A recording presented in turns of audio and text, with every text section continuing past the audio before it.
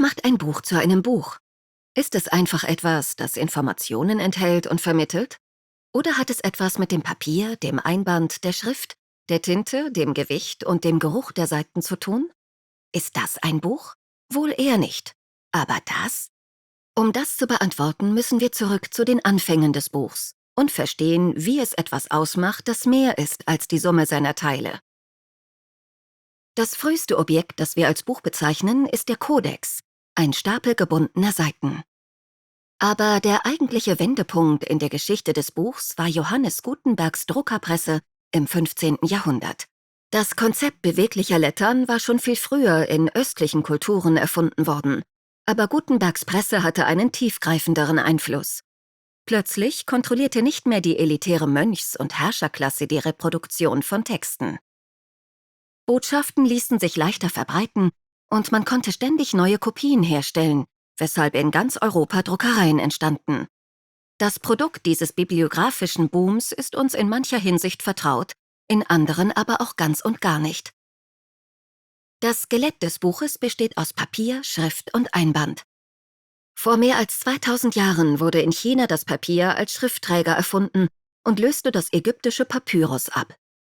Bis zum 16. Jahrhundert schrieben die Europäer jedoch meist auf dünnen Holzblättern und festem Pergament aus gedehnten Tierhäuten.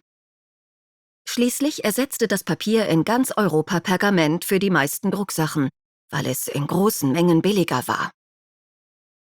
Tinten bestanden bisher aus pflanzlichen oder tierischen Farbstoffen, gelöst in Wasser oder Wein. Da Wasser aber nicht an Metall haftet, musste man für die Druckerpresse auf ölhaltige Tinte umsteigen. Drucker verwendeten eine schwarze Tinte aus Lampenruß, Terpentin und Walnussöl. Und was war mit Schriftgröße und Art? Die ersten beweglichen Letternmetalle waren aus Bleilegierung gegossene Blöcke mit spiegelverkehrten Buchstaben. Diese waren handgefertigt und teuer, und ihre Designs waren so unterschiedlich wie die Menschen, die die Gussformen schnitzten. Standards wurden erst mit der Massenproduktion und der Schaffung eines zugänglichen Drucksatzsystems möglich. Nicolas Janson müssen wir für die Entwicklung zweier lateinischer Schriftarten danken, die zu Tausenden anderer Schriftarten führten, darunter die bekannte Times Roman. Zusammengehalten werden musste das Ganze auch durch etwas, und bis zum späten 15. Jahrhundert bestanden Einbände entweder aus Holz oder verleimten Papierbögen.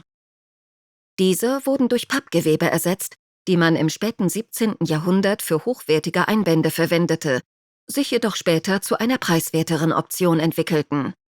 Während heutige massenproduzierte Einbände Marketinginstrumente sind, wurden die früherer Bücher auf Bestellung angefertigt. Auch Buchrücken haben eine Geschichte. Ursprünglich galten sie nicht als ästhetisch wichtig, und die ersten waren noch flach, anstatt gerundet. Die flache Form erleichterte die Lektüre, da man das Buch gut auf einen Tisch legen konnte. Solche Buchrücken wurden jedoch allein durch den normalen Gebrauch schnell beschädigt. Die abgerundete Form löste dieses Problem, aber dadurch tauchten neue auf, wie etwa, dass das Buch zu fiel. Aber die Dehnbarkeit war wichtiger, vor allem für das Lesen unterwegs. Wenn sich das Buch weiterentwickelt und gebundene Seiten durch Flachbildschirme und elektronische Tinte ersetzt werden, sind das dann überhaupt noch Bücher? Verleiht die Haptik des Einbands oder der Geruch des Papiers dem Ganzen etwas Wesentliches? Oder steckt die Magie nur in den Worten, ganz egal wie sie präsentiert werden? Abonniere diesen Kanal für weitere faszinierende Geschichtslektionen, Weltraumabenteuer, knifflige philosophische Debatten und Antworten auf die seltsamsten Fragen über deinen Körper. Bleib dran und bleib neugierig.